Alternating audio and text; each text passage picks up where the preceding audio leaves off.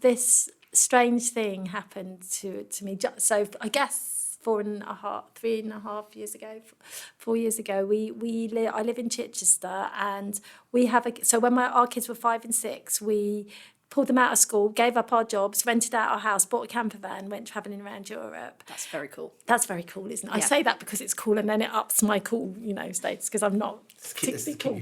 Yeah.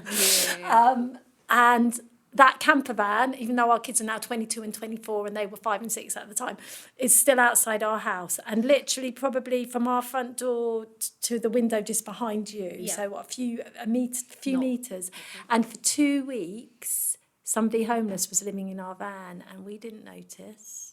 Wow. And we only noticed when we went to pack up our van to go away for the weekend, and we found all his stuff in it. Yeah.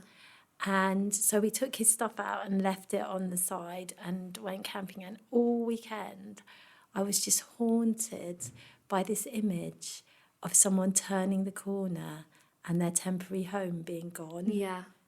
And it just stayed with me. And I remember thinking then, if I can do anything it was the invisibility. Yeah. How can they have been that close to us and we didn't notice know. because we weren't looking? Yeah, no, I guess And not. it's about opening our eyes, and that I just felt that if there was anything even tiny that I could do to make homeless people and homelessness more visible, I would try and do it. And I guess these things always have to be driven by a personal absolutely. emotion. I thought you're doing a pretty good job of it, Becky.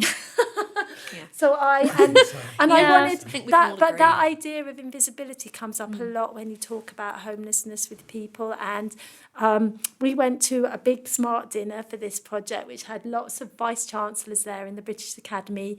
Jane came with us, our vice chancellor. She was one of the people there, and there was all these vice chancellors sitting around the table. And I'm not saying that academics like to talk, but they quite like telling us things. and so everyone was talking around the table and talking about what their universities did. And then we took 2 students, Phil and Lucy, with us from the project, who were both students at the university now.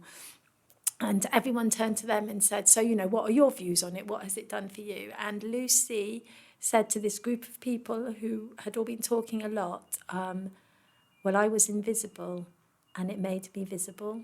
And there was complete silence around the table. And I hold that. I will never forget that. No. Because that kind of there in the palm of her hand, she said it all. Yeah.